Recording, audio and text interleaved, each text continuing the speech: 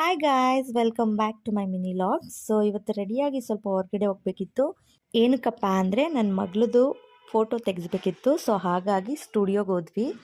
So ಅಲ್ಲಿ ಅವಳದು single photos ಬೇಕಿತ್ತು, ಹಾಗೆ ನಂದು ಕೂಡ ಸಿಂಗಲ್ ಫೋಟೋಸ್ ಬೇಕಿತ್ತು. ಬಟ್ ಅಲ್ಲಿ ಯಾವ ರೀತಿ ಅವಳು ಪೋಸ್ ಕೊಡ್ತಾಳೆ ಅಂತ ಐಡಿಯಾ ಇರಲಿಲ್ಲ. ಅಳ್ತಾಳೇನೋ ಅಂತ ಟೆನ್ಷನ್ ಆಗಿಬಿಟ್ಟಿತ್ತು.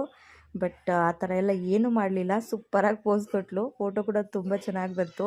ಅವರಪ್ಪ ಇಟ್ಕೊಂಡಿದ್ರು. ಬಟ್ ಚೆನ್ನಾಗಿ ಪೋಸ್ ಕೊಟ್ಟಳು. ಎಲ್ರಿಗೂ ಖುಷಿ ಆಯಿತು, ಅಳ್ಳಿಲ್ಲ ಅಂತ. ಸೊ ಅಲ್ಲಿಂದ ಫೋಟೋ ತೊಗೊಂಡು ಹೊರಟ್ವಿ. ಅಲ್ಲಿಂದ ನಾವು ಬಂದಿದ್ದು ಪೋಸ್ಟ್ ಆಫೀಸ್ಗೆ. ಯಾಕಪ್ಪ ಅಂದರೆ ಅಲ್ಲಿ ಅವಳಿಗೆ ಸುಕನ್ಯಾ ಸಮೃದ್ಧಿ ಯೋಜನೆ ಮಾಡಿಸ್ಬೇಕಿತ್ತು, ಹಾಗಾಗಿ ಬಂದ್ವಿ. ಆದರೆ ಅಲ್ಲಿ ಮಾಡ್ಸೋಕ್ಕಾಗಲಿಲ್ಲ. ಏನಕ್ಕಪ್ಪ ಅಂದರೆ ಆಧಾರ್ ಕಾರ್ಡ್ ಬೇಕು ಪಾಪುದು ಅಂತ ಹೇಳಿದ್ರು. ಮಾಡಿಸಿದ್ವಿ, ಬಟ್ ಅದಿನ್ನೂ ಬಂದಿರಲಿಲ್ಲ.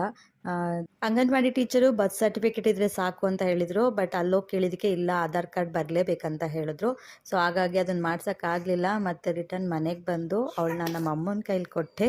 ಮತ್ತೆ ಹೊರಗಡೆ ಹೋಗಬೇಕಿತ್ತು, ಏನೋ ತೊಗೊಳೋದಿತ್ತು ಮನೆಗೆ. ಸೊ ಹಾಗಾಗಿ ಅವಳನ್ನ ನಮ್ಮ ಮಮ್ಮಿ ಕೈಲಿ ಕೊಟ್ಟು ಮತ್ತೆ ಔಟ್ ಸೈಡ್ ಹೋದ್ವಿ. ಕಿಚನ್ ಐಟಮ್ಸ್ ತೊಗೋಬೇಕಿತ್ತು ಸ್ವಲ್ಪ. ಅವಳನ್ನ ಕರ್ಕೊಂಡು ಅಲ್ಲೆಲ್ಲ ಹೋಗಿ ತೊಗೊಳಕ್ಕಾಗ್ತಿರ್ಲಿಲ್ಲ. ಸೊ ಹಾಗಾಗಿ ಒಂದು ಅಂಗಡಿಗೆ ಹೋದ್ವಿ.